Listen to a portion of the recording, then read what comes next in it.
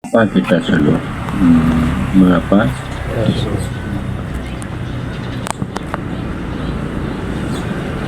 kita bersuluh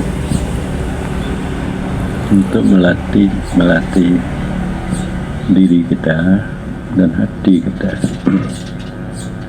melatih diri, melatih ibadah, beramal, namanya sembahyang. Maka sembahyang, bagaimana tabut dalam kitab hikam, itu merupakan amal untuk membaguskan amal. Untuk mensahkan amal cukup dengan ilmu fiqh. Dalam makna tanya umpama tahu syarat rukun sembahyang. Maka untuk diterima amal, tanya ada cukup dengan hukum fiqh.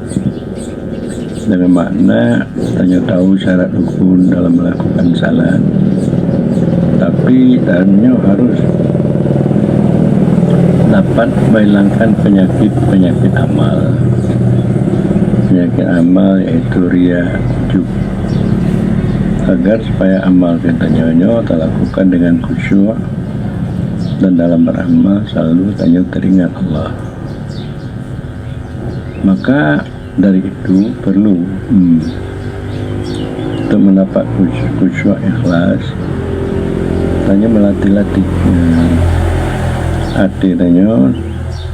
supaya katanya dapat mengingat Allah dan melakukan amal yaitu dengan khusyuk. Melatih supaya tidak lagi ada penyakit amal, maka perlu katanya suluh supaya amal benar-benar dapat khusyuk ikhlas untuk hati kepada Allah. Dan juga hanya dianjurkan supaya katanya beriman, berakidah Ahlussunnah wal Jamaah. Tapi untuk beriman, berakidah Ahlussunnah wal Jamaah ini, bahwa untuk katanya berkeinginan dekat dengan Allah setelah tahu Allah dan sifatnya, yang hana tidak tercapai dengan akidah. Hanya beriman kepada Allah dan sifatnya, untuk kemauan dekat dengan Allah dan hana di dalam akidah. Maka itu ada di dalam suluk, dalam tasawuf. Sampai tanya beriman, berakidah pada Allah, tanya ingin dekat dengan Allah, supaya hilang syirik-syirik khafi, syirik yang tersembunyi, kenipakan, keraguan terhadap Allah, dan menyangkutkan segala urusan dunia kepada selain Allah, supaya katanya dapat bermakrifat, tidak tersangkut ada urusan dunia kepada lain Allah, hanya kepada Allah, untuk membaguskan ahwal yang datang pada hati dunia. Makanya ahwal yang datang dalam hati dunia itu bisa baik, dan itu dengan waridat, yaitu saya Allah masuk ke dalam hati dunia sehingga tanya cinta, rindu dan dapat bermakrifat. Maka oleh karena itu dianjurkan tanya suluk supaya tahqiq, kokoh keimanan akidahnya.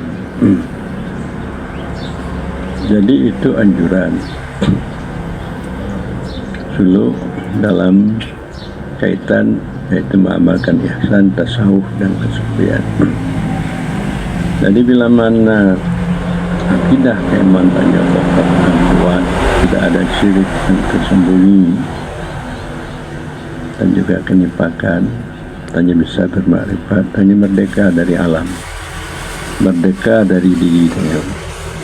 Bila mana tanya beribadat, tanya khusyuk, huzur hati, terlepas daripada penyakit amal, namun najid akidah yang dapat tanya bermakrifat dengan tauhid yang hakiki, barulah tanya urung-urung yang dapat mengamalkan agama dengan baik. Mengamalkan agama dengan baik. Adapun tastapi dan MPU, tetapi dan MPU mereka kurang mempedulikan ilmu tasawuf dan kesufian. Tadi ibadat mereka tidak sempurna, tidak menurut andai kehendaki oleh agama dia. Maka dari itu, yang kepada Anda yang telah belajar tasawuf dan kesufian dan melatih, supaya tingkatkan terus supaya agama umatnya baik, bercahaya, bisa bercahaya kepada keluarga, tetangga dan masyarakat. Jadi pendapat Lanyodin bagaimana menurut kepada Abu Jamal ini?